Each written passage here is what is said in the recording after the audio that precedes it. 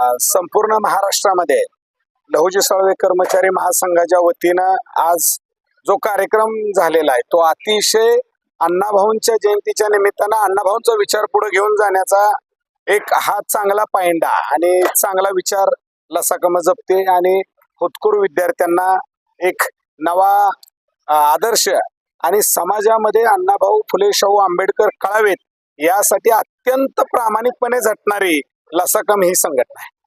खरं तर अण्णाभाऊ साठेंना भारतरत्न हा पुरस्कार खूप वर्षापूर्वी पाठीमागच मिळायला हवा होता. ज्या अण्णाभाऊंनी आपलं साहित्य हे केवळ महाराष्ट्रापुरतं भारतापुरतं मर्यादित ठेवलं नाही तर जगाच्या कानाकोपऱ्यात परिवर्तनवादी स्वाभिमानानं सन्मानानं जगण्याचे जे वास्तव आहे ते आपल्या शब्दातून मांडलं. त्या अण्णाभाऊंच्या साहित्याचा गौरव व्हायचा असेल, अण्णाभाऊंच्या कष्टाचं चीज व्हायचं असेल, अण्णाभाऊंनी निर्माण केलेली जी परिवर्तनाची विद्रोहाची जी वाट होती ती वाट त्या वाटेचा सन्मान राखायचा असेल तर अण्णाभाऊंना भारतरत्न लवकर मिळायला पाहिजे अशी माझी धारणा आहे. खरं तर भारतीय संविधानानुसार आरक्षण वर्गीकरण झालं पाहिजे अबाकडं असं एका बाजूनं संपूर्ण महाराष्ट्रामध्ये मागणी होते आणि आरक्षण नको त्याला विरोध अशी एक दुसऱ्या बाजूनं समाजाची मागणी आहे. पण खरं तर आरक्षणाचं वर्गीकरण ही या 59 जातीतल्या पाठीमागे राहिलेल्या आणि होतकरू विद्यार्थ्यांना तरुणांना ही समान संधी मिळण्याच्यासाठीची मागणी आहे, ती कुठल्या एका जातीची मागणी नाही. लसाकमच्या माध्यमातून आपण या ठिकाणी दरवर्षी चांगल्या पद्धतीचं कार्यक्रमाचं आयोजन करतो. गुणवंतांचा सत्कार झाला पाहिजे. या गुणवान लोकांना आमच्या सर्व विद्यार्थ्यांना एक ऊर्जा आणि प्रेरणा मिळाली पाहिजे. समाज सुशिक्षित होऊन समोर गेला पाहिजे. तसेच जे काही सेवापूर्ती आमचे सेवानिवृत्त कर्मचारी आहे त्यांचाही त्या निमित्तानं या ठिकाणी सत्कार करण्यात आलेला आहे. नवनियुक्त जे काही अधिकारी आमचे कर्मचारी रुजू जे झाले आहेत त्यांचा सुद्धा या ठिकाणी गौरव करण्यात आलेला आहे. समाजामध्ये शिक्षणाचं प्रमाण वाढलं पाहिजे आणि समाज समोर गेला पाहिजे यासाठी आमची चळवळ असते. लसाकम ही एक वैचारिक चळवळ आहे आणि ती समाजाची ताकद आहे.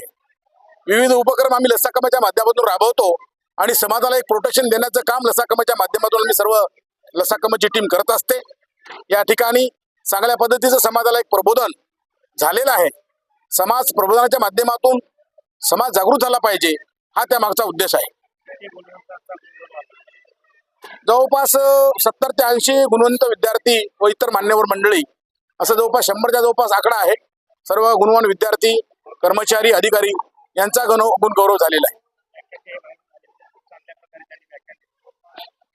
आदरणीय सोलापूर सांगोला येथील आदरणीय ॲडव्होकेट महादेवजी कांबळे सर चांगल्या पद्धतीचं समाजाला एक वास्तववादी आणि समाजाला जागृत करण्याचं काम त्यांच्या माध्यमातून समाज प्रबोधनाचा झालेला आहे. चांगल्या पद्धतीचं वक्तृत्व त्यांच्या हातून समाजात मिळालेले आहे. एक चांगल्या विचाराची शिदोरी त्यांच्या मार्फत समाजापर्यंत आलेली आहे, पोहोचलेली आहे. निश्चित या शिदोरीचा समाजाला फायदा होईल आणि समाज त्या दिशेने चालू लागेल. आपल्या समाजासाठी अशी कार्यकर्ते होणं हे गरजेचं आहे. आता काळ बदललेला आहे. बाबासाहेबांनी संविधानाच्या माध्यमातून समाजाला सामाजिक न्याय देण्याचा प्रयत्न झालेला आहे संविधानाच्या माध्यमातून आणि कार्यकर्ते होत असतात, घडत असतात, चालत राहता विषय आणि आज नवीन कार्यकर्ता घडत आहे. समाज उगवत्या सूर्यासारखा समोर चालू लागलेला आहे आणि एक चांगल्या प्रगतीच्या दिशेनं वाटचाल झालेली आहे. निश्चितपणे समाज समोर जाईल यात काही शंका नाही आणि दररोज एक नवीन कार्यकर्ते घडत आहेत हे त्यामागचं उदाहरण आहे.